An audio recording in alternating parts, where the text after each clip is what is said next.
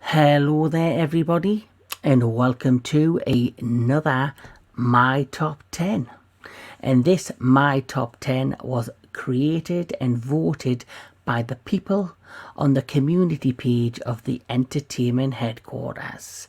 And it's one I've been really looking forward to doing. It's one that I've been thinking about for a while, but I'm glad that people voted for this on the community page. And you know, I'm very happy that this one won. But let me give you a little glance at what the poll was on the community page of the Entertainment Headquarters. As you can see there were a few, choices to be made. And, samurai movies won with 42%. Runner-up was disaster movies with 31%. And that'll probably be a future My Top 10. But, I've been fascinated with the world of samurais, everything from the culture to the world to, everything about it, the costuming, everything. And, back in the 1950s onwards, the samurai film genre really took off in a big way. In the Western world, were introduced to a handful of amazing movies that, defied cinema for its time, with its cinematography, with its epic scale for its time, and for the amazing acting performances. And during the time of the 1950s into the 1960s and onwards, you had Akira Kurosawa, who is probably the most profiled samurai cinema director that we know of. There is a few others, but he really helped define a genre. And you had Toshio Mifune is the most profiled actor in the 1950s. He was probably the most well-known Japanese actor from the 1950s all over the world during this time because of what he contributed to the Japanese cinema and the samurai cinema genre.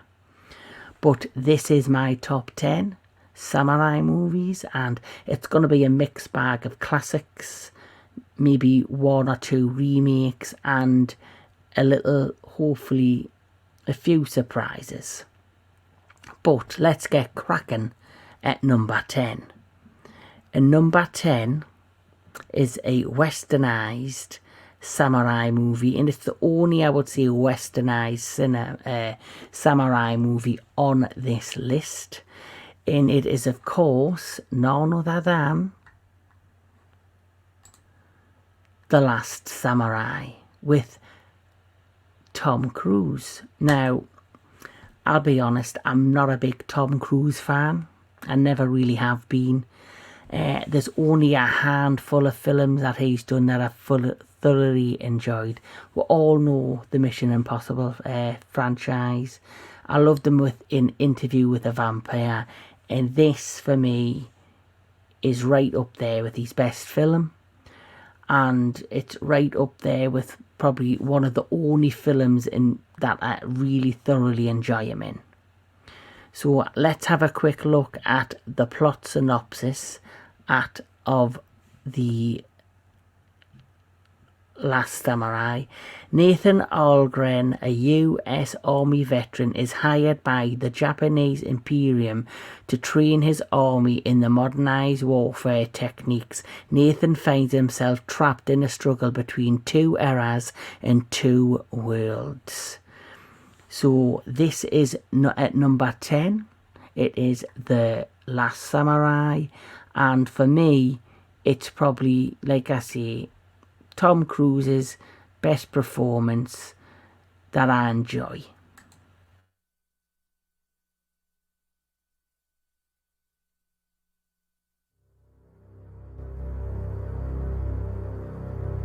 Japan's got it in mind to hire experts to train their army. We will pay you $400 a month. 5.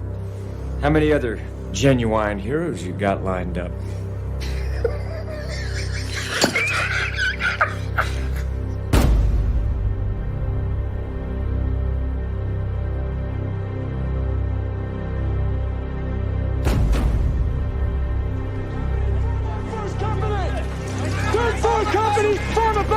gun on me!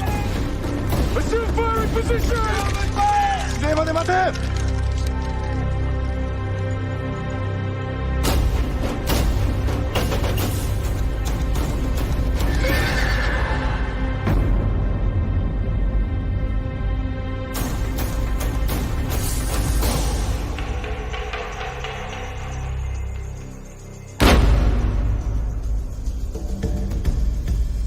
What do you want? To know my enemy. I've seen what you do to your enemies.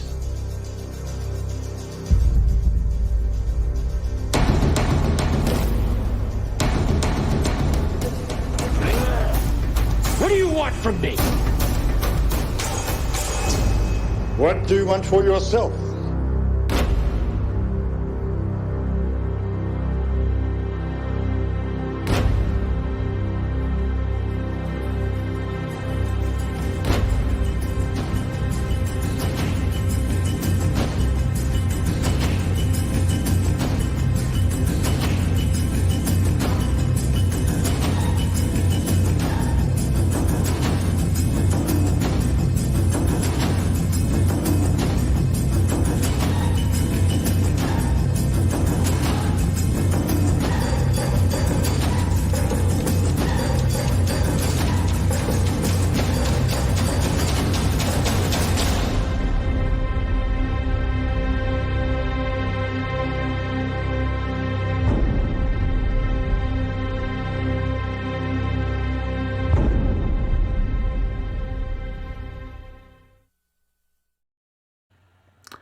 Just an amazing movie.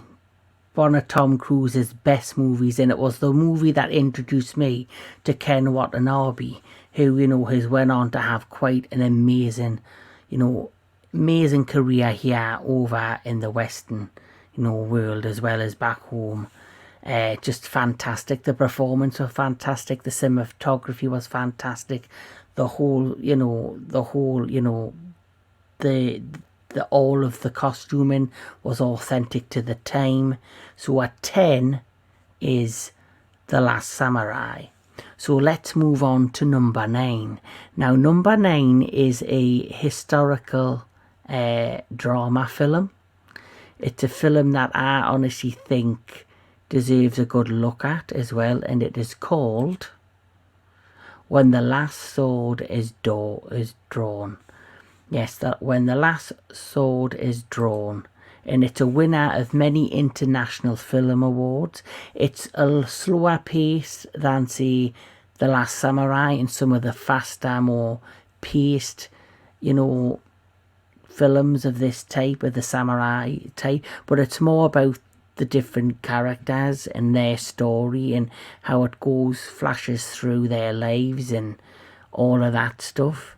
So this is the plot synopsis for When the Last Sword is Drawn. The film tells the story of two Shinjumi samurais.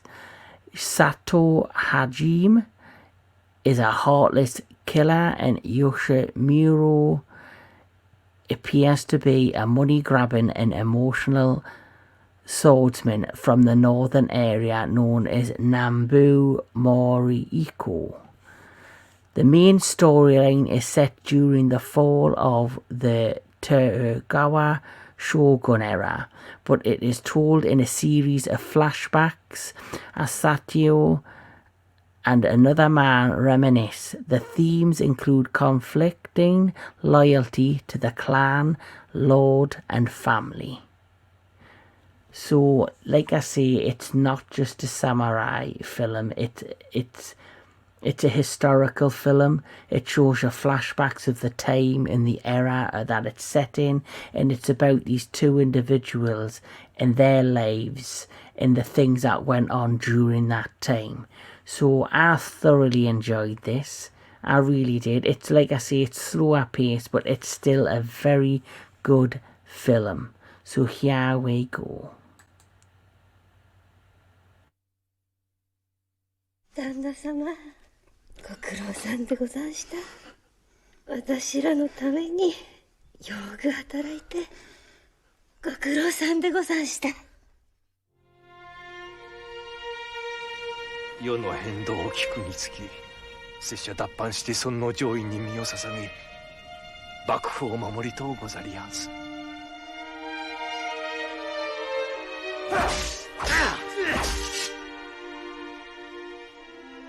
斉藤先生、お国はどちらで？お国？はい。俺はいつ死んでも構わん。知ってくれる奴がいないから生きてるだけだ。わすは違います。死にたくないから人を切ります。新選組におるという噂はまことであったか。何にもいらながんす。その代わり今夜は行って可愛がってください。どんな手を使っても必ず生きて帰ってこい。ここしか行くとこはながんす。兄様の嫁っ子になりてえのす。お前が大嫌いだ。人が人を憎み恨み合って殺し合う世の中だというのに、お前はなぜ己の腹すらも満たそうとしてんのじゃ。大好きな父上もたった一人で三途の川を渡すわけにはいかねえのす。お前は死んではならん。お前のようなやつは絶対に死んではならんのだ。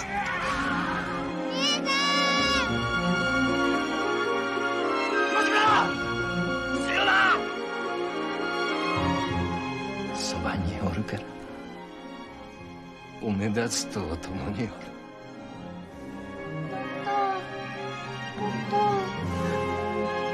メイツメイツ壬生義士伝。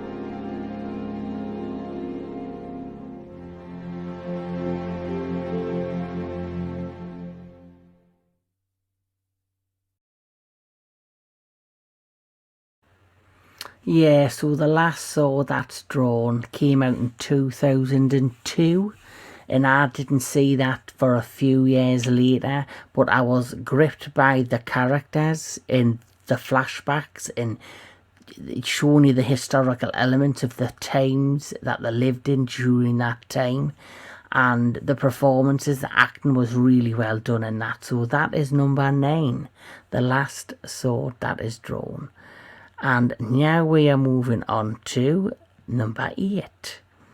And number 8 is a film that is one, like I said, I mentioned at the beginning how you had Akira Kurosawa and you had Toshiro Mifune, and they defied a genre in the 1950s and onwards when it come to samurai cinema.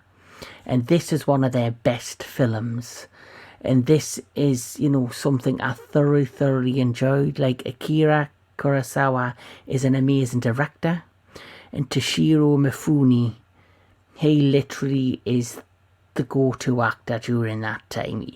Everyone in the Western world knew who he was. And this film is probably one of their best. It's probably my second favourite, if not third favourite of theirs. In their collaboration at the time, and it is of course The Hidden Fortress. Now, I love this film. The Hidden Fortress is a very good film, and you know, it is from the 1950s, but it still stands out today. And let's have a look quickly at the plot.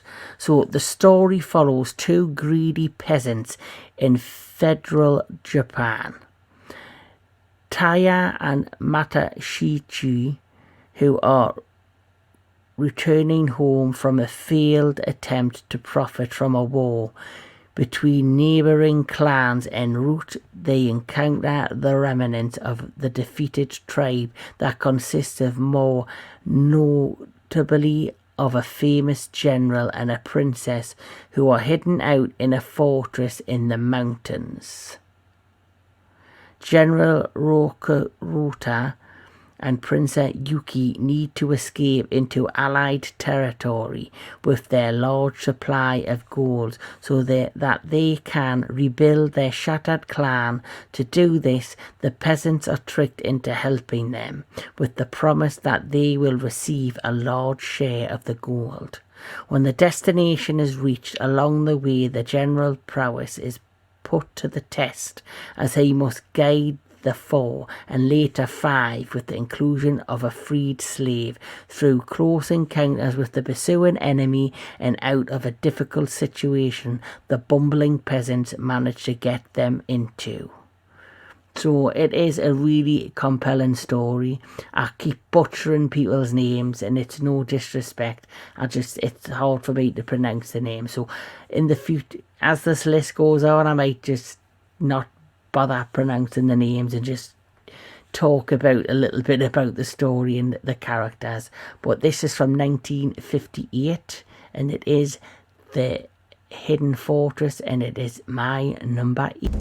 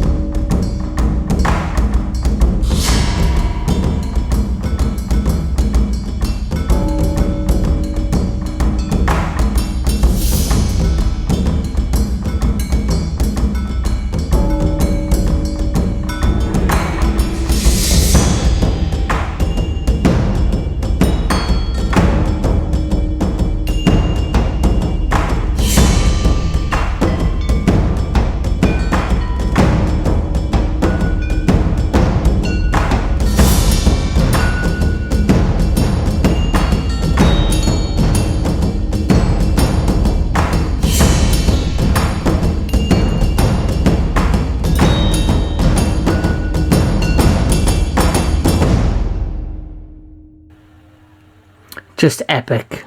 Just an epic. It's one of their best films, their best collaborations. So that's number 8, The Hidden Fortress. Now, the next film is, it is another one of another film that is directed by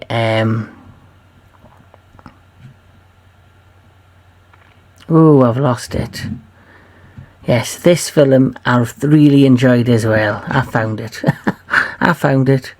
But this is another film that was directed by the fantastic director Akira Kurosawa. Yes, and this actually is his last film that he directed before he's passing, I believe. It's a film just like The Hidden Fortress. I thoroughly enjoyed.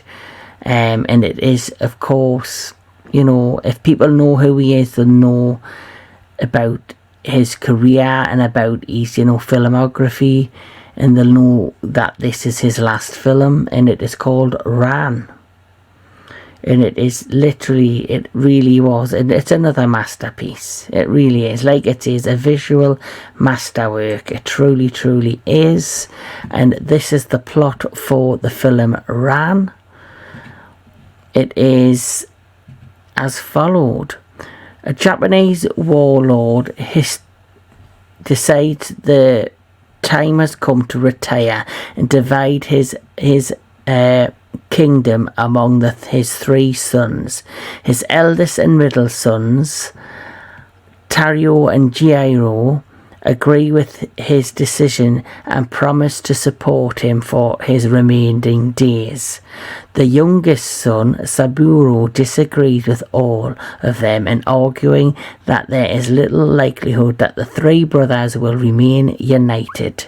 Insulted by his son's brassness, the warlord banishes Saburo. As the warlord begins his retirement, he quickly realizes that his two eldest sons, selfish and no intentions of keeping their promises, it leads to war, and only banished Saburo can possibly save them. So that's what I loved about Ran. It was not just another stereotypical samurai movie. It was a movie that was involving a family. And for me, it truly, truly was another success story. And like I say, it was his last movie. And I think what a film to go out on. So Ran is number 7 on my list, I believe. Number 7 is Ran.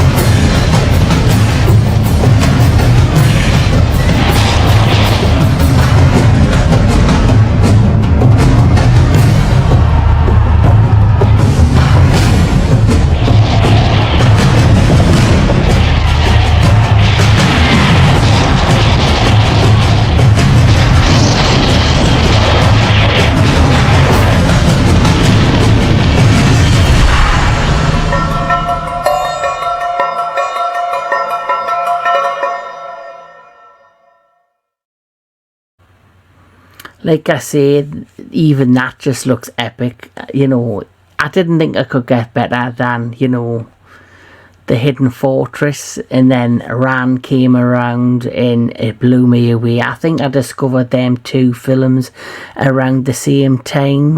Akira Kurosawa, you know, like I say, he was the director that defied the samurai cinema genre in the 1950s and onwards, and as you can see, he does a fantastic job with them two films, The Hidden Fortress and of course Ran, which is number 7. So let's go to the next film, which is a remake. It's a remake from 2011 because, you know, there was another film that helped defy, you know, the 1950s. I don't know if this is the 1950s or the 1960s. I cannot quite remember, but it was this one, Harakiri. And, you know, Harakiri is, you know, another film that defied that time within the samurai genre. And so here we are in 2011 with the brand new remake, which is called Karakiri Death of a Samurai. And there's an actor that is in this film that is in a number of films on this list, and it is the actor Koji Yakuzo. Oh, that's it, Koji Yakuzo. I'll probably butchered his name like I butchered everyone else's name during this, you know, my top 10. But Koji Yakuzo, that's it. Koji Yakuzo. That's it. I've said it right. Koji Yakuzo. There, I've said it for the last time. He is in a number of films on the remainder of the list. And he's an amazing actor. He did a fantastic job in this. This is a remake of, you know, Harakiri, but this is called Harakiri Death of a Samurai. And the plot is this: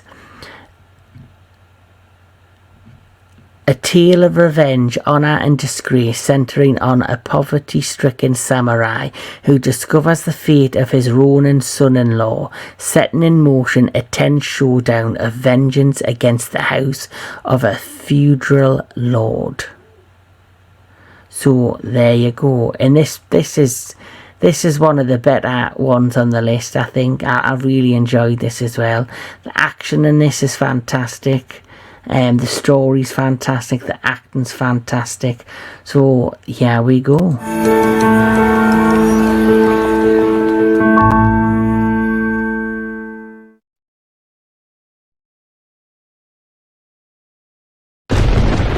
当家で切腹をなさりたいと承った。知事は求めと申す老師が当家を訪ねてまいった。そこもとと同じ要件でな。存じません。お話もそうか。今流行りの狂言切腹に相違ござりません。流行り病のように風靡し、諸侯の方々も手を焼いておる次第。狂言切腹は姑息な貧乏老子たちの間では申し上げたき儀がござる。何しに参られた。こちらに参り、目の手前が存じよりのもの。父上、待ってくれぬか。美穂殿は命を懸けてお守りしたいお方です。夫が妻や子のために働くのは当然であろう。おかしなことを申される。私も血の通うた人間であろう。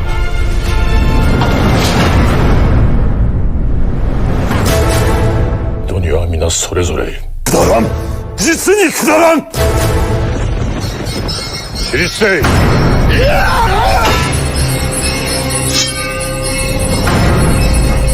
一日だけどうかお願いでござる。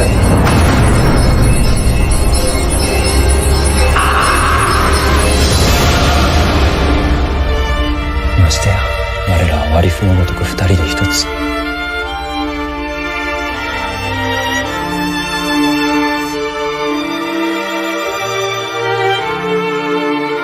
武士に二言はござらぬ。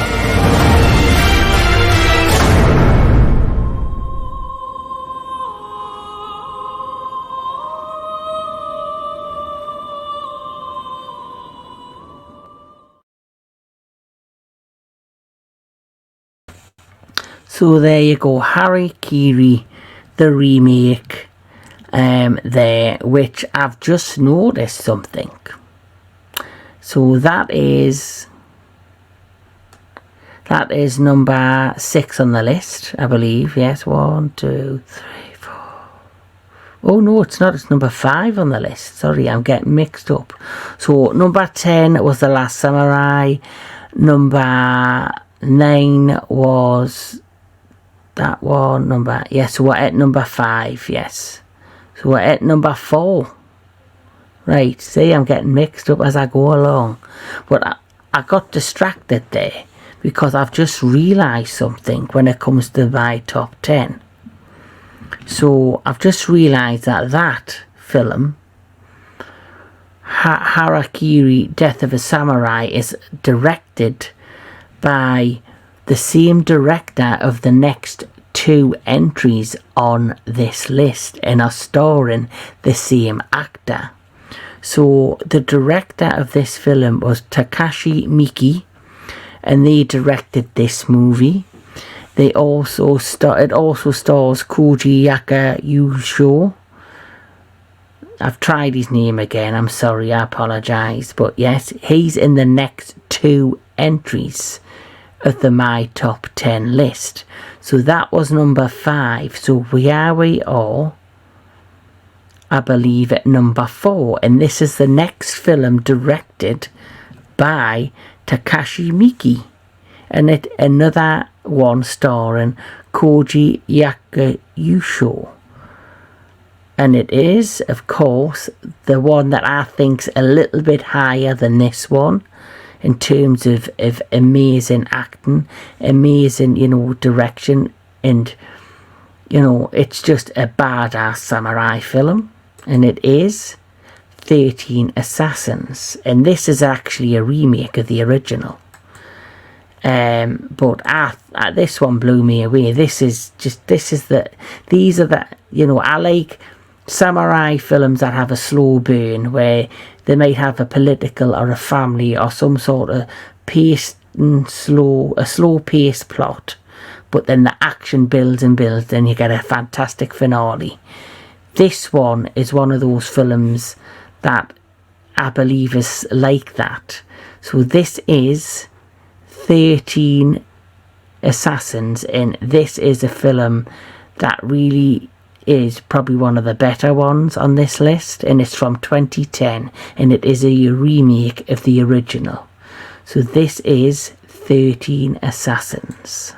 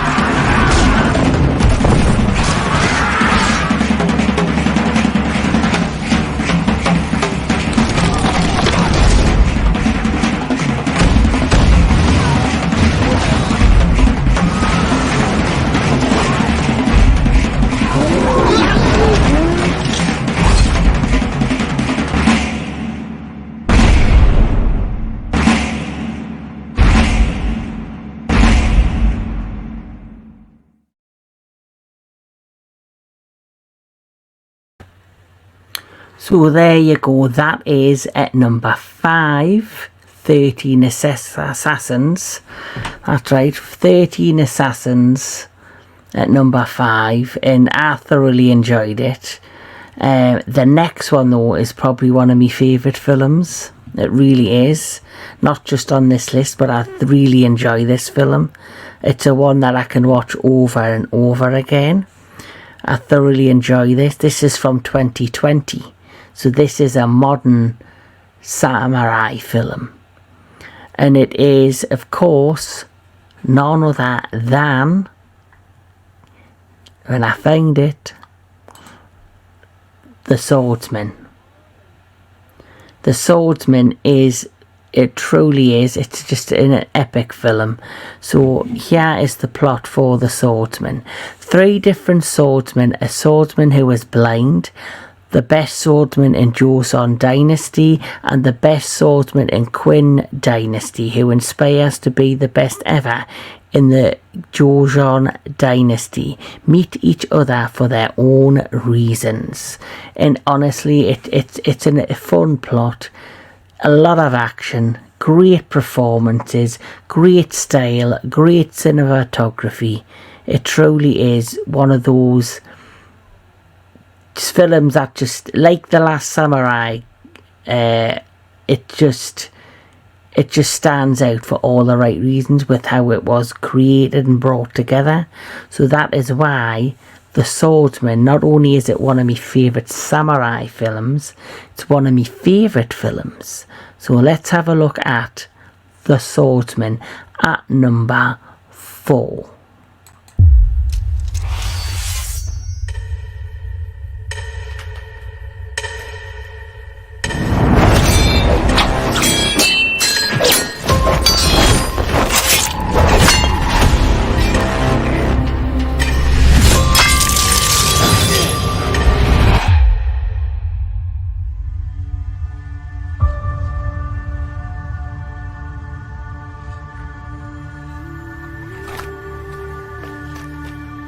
아니야, 아무것도.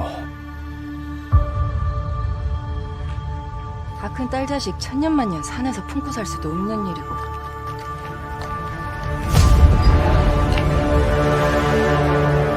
무사히 함께하라지, 아들아마.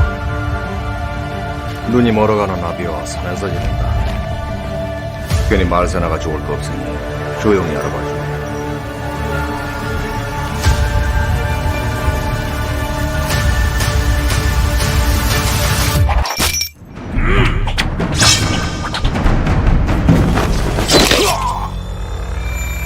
태호가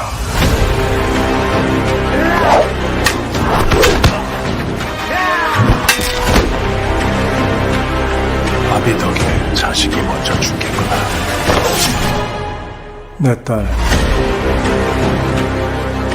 나라가 다시 고통에 놓이는 것을 막으려는 것이다. 나에겐 그 아이가 나라요.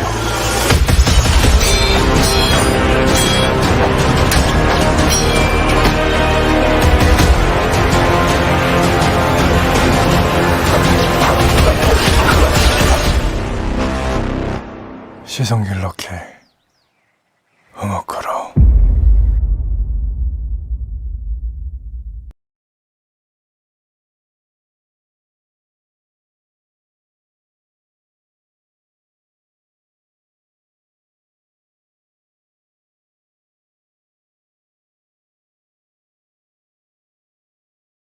That is another epic film by, the same, it just gives me epic feels the way basically The Last Samurai does. Like the majority of samurai movies in the samurai genre are built on an epic scale because of, the world that it represents.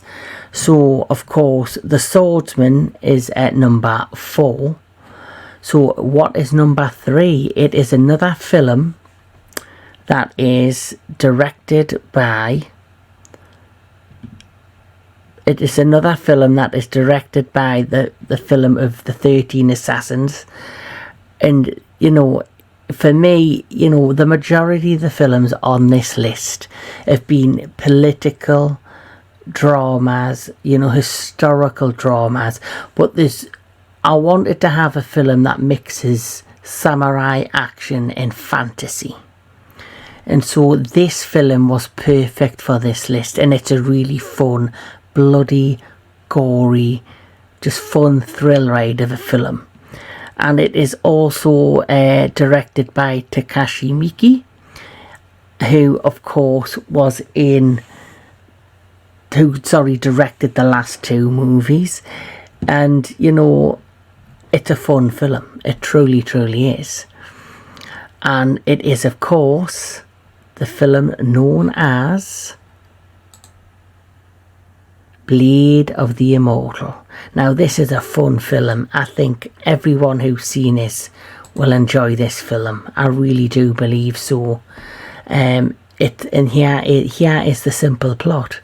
The plot is, cursed with the life of immortality, a samurai is tasked by a young girl to help avenge the death of her father, based on the manga series. So it's based off a manga series, and you know, that's the basic plot, but it is a one hell of a film. It truly, truly is. And you know, just like The Swordsman, this doesn't let up. This is a lot more action packed than probably the majority on this list, but here we go.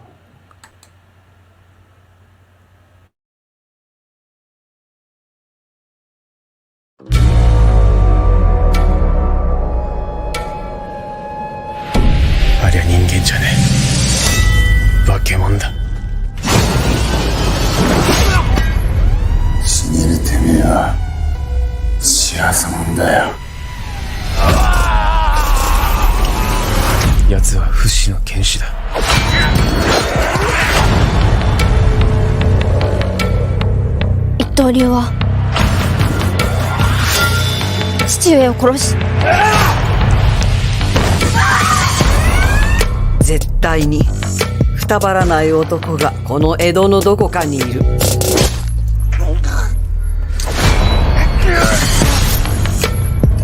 その男を探し出せ。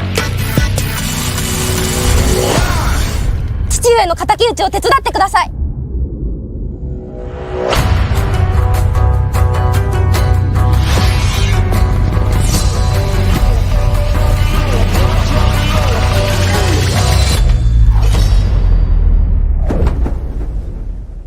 楽しもうぜ姉ちゃん。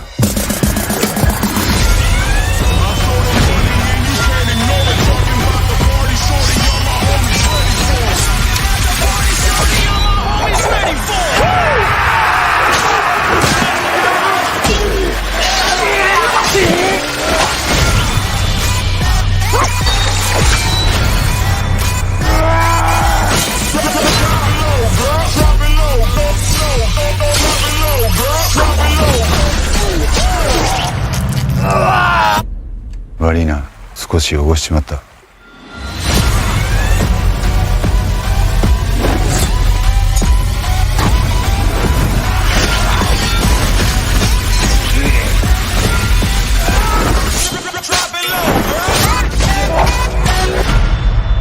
万次さん、大丈夫？かすり傷だ。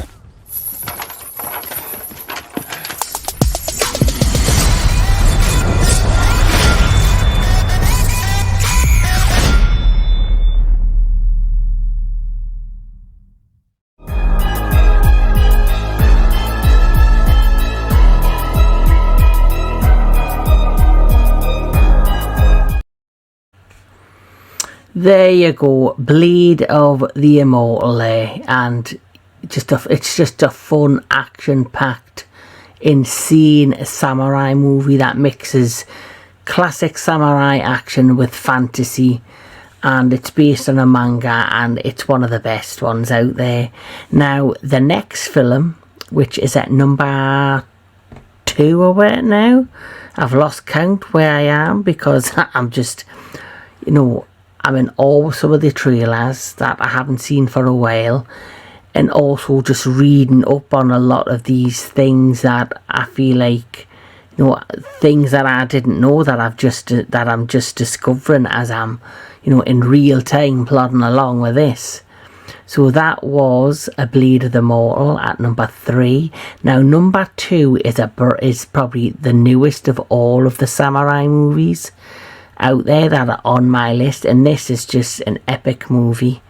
It came out in 2022, and it's just balls to the wall bonkers, balls to the wall crazy when it comes to action and the overall, you know, craziness of these samurai movies. It's got a great plot, it's got over the top brilliant action, and that the lead actor in this does a fantastic job.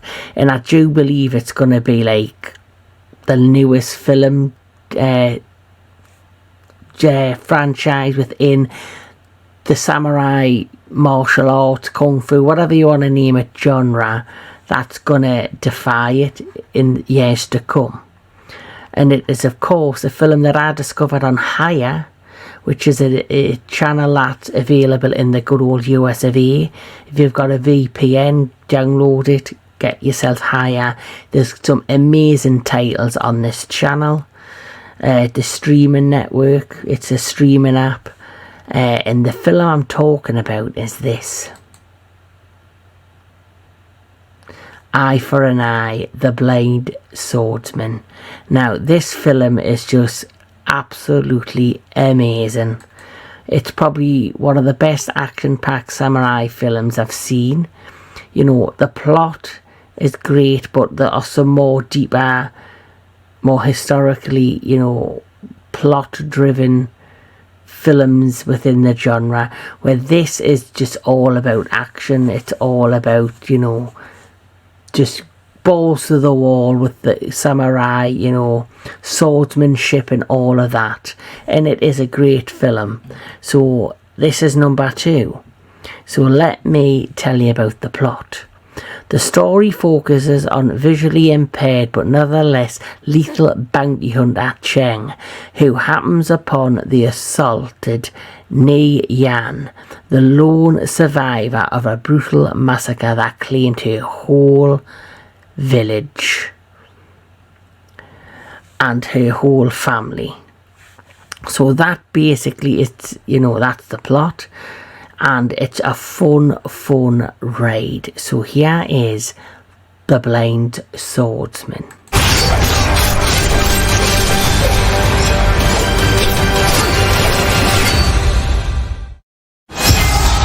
程瞎子是个捉刀人，捉刀办事，用命换钱。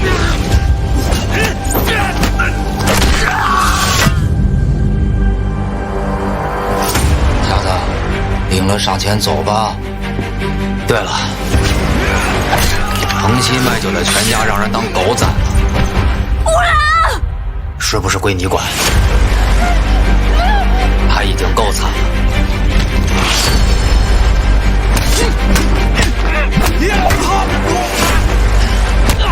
这趟浑水你趟不了，这地儿你待不了了。我给你钱，你帮我杀了他们，杀人偿命。我只是想要个公道。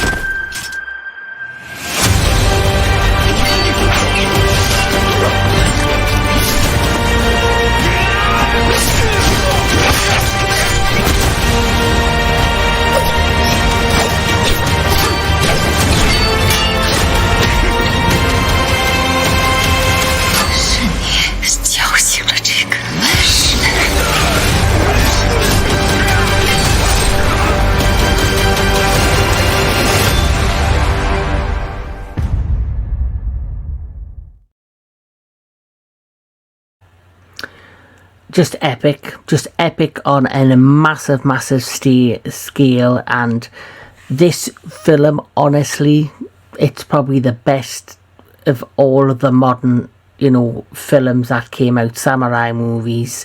And like I say, it only came out in 2022, and it's so, you know, it was such an amazing thrill ride from start to finish.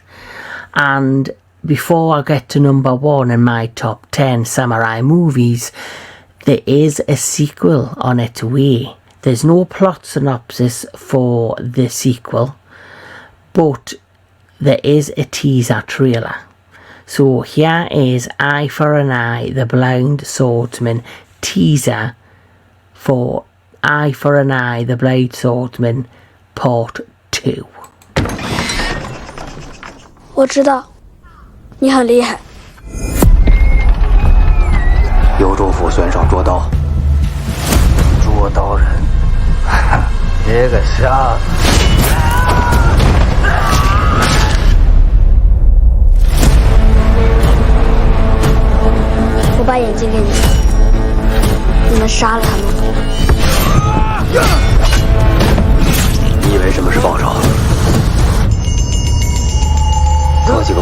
死人，多几个想报仇的活人，这就是代价。等你死了，我就把你的眼睛挖出来，塞到他的眼睛里。走吧，我答应你了。去杀人。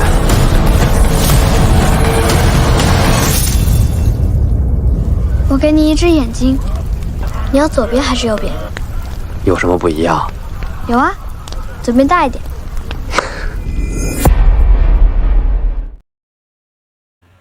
Just epic on a huge scale. I just love the first one.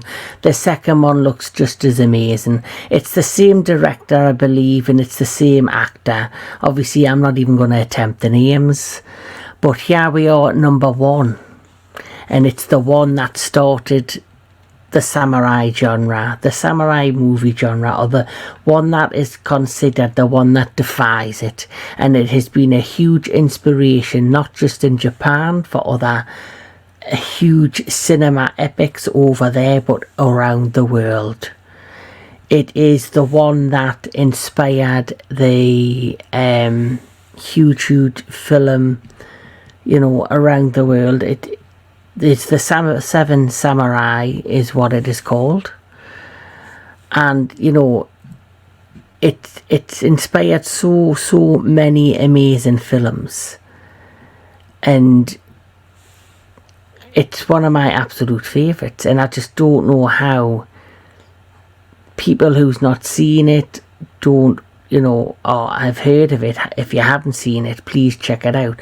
But I know that there's a lot of people that have seen this movie and know how important it is for cinematic reasons, for film historical reasons.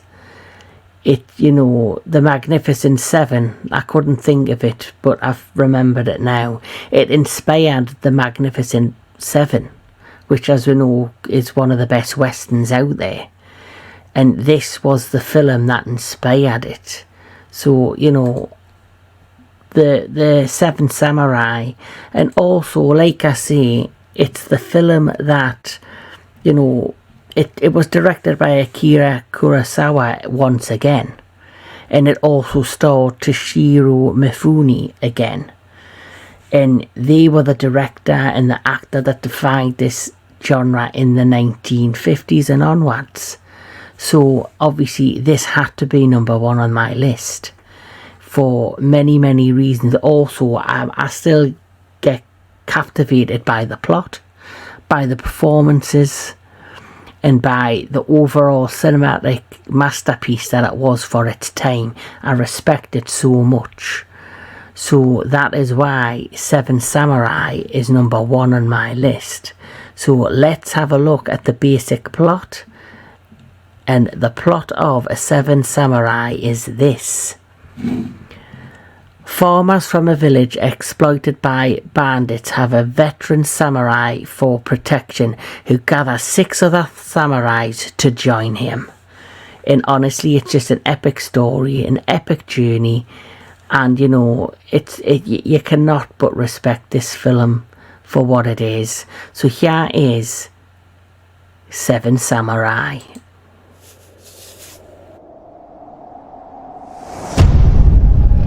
私は島田官兵衛と申すものです。実は死体あって連達の死を求めて近く農師相手に一戦後だっての是非もない百姓の頼みでな。難しい戦があるんだがついてくるか。今度こそ死ぬかもしれんぞ。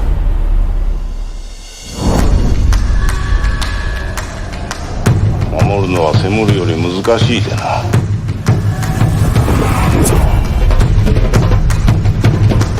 戦とはそういうものだ。人を守ってこそ自分も守れる。己のことばかり考える奴は己をも滅ぼす奴だ。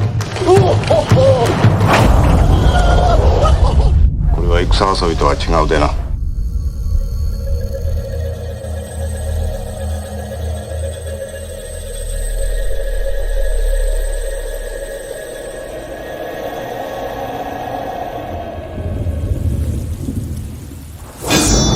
勝負はこの撃で決まる。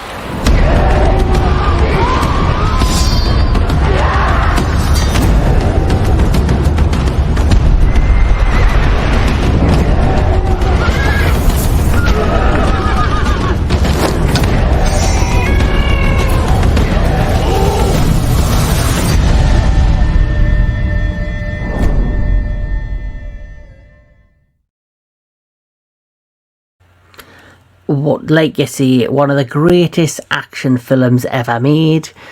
The film that defied the samurai genre to me personally, and like you say, even it inspired George Lucas, of all people, behind Star Wars. It gave him so much inspiration for his world when creating Star Wars. And, you know, it's inspired so many other amazing filmmakers, probably Steven Spielberg, James Cameron. The list can go on and on. So The Seven Samurai is number 1 on my top 10 samurai films. But before I go, I would like to just do some honourable mentions. The first one is this, The Twilight Samurai, which won, you know, it was nominated for Best Foreign Language Film at the Academy Awards, at the Oscars. It's a really good story, really well acted, great cinematography, another great film. And another one is, well, this has got so many different films. It's had remakes, it's got about, I don't know how many films, but this is another, you know, film series and television series that defied the samurai genre. And it is Yatoichi. Yatoichi is, you know, there's been remakes, there's been, you know, the series was one of the longest running film series and television series. It's fantastic. And you have this particular trilogy as well, which is the Samurai Trilogy. That's another set of films that defied the genre way back when. And for a modern samurai film series that has also defied, you know, samurai film, you know, cinema, is this. That series, there's, you know, there was the original trilogy, the Netflix, I think, I don't know if they bought the right or bought the international right, and then they did the final 2 films that really have just debuted over the last couple of years. And if you're in the UK, all films of this series is available on Netflix now. You can watch the entire series. Otherwise, other parts of the world, I don't know if they're available on Blu-ray or other streaming services, but that's an amazing series. But apart from butchering people's names, I do apologise. I don't intend to do it on purpose. It's just, you know, hard to pronounce certain words and names. But this has been my top 10 favourite samurai films. That's my personal top 10 within this amazing film genre. Like I say, I love the world of samurai. I love the history. I love the culture. I love the amazing, amazing costumes, you know, everything about it. The era that it was involved in. It's just epic on a huge, huge scale. And any samurai movie that gets made always feels a little bit special and a little bit more epic than your everyday, you know, action film of the action film genre. And that's probably why I'm drawn to it a lot. But that's my top 10 of my favourite samurai movies. Do you have a top 10 samurai movie list? Let me know. Or if there's ones you think I've missed or one that you would like me to know about that I might not know about, let me know. And like I say, there will be a my top 10 disaster film coming soon as well, because it was the runner-up in the my top 10 poll on the Entertainment Headquarters community page. I hope you've enjoyed this list. I hope you check out all of the movies I selected. And if there's, like I say, any movies you think I've missed or that I don't know about, let me know. But like I always say, enjoy your films, enjoy your television, enjoy all things entertainment, and enjoy your samurai movies.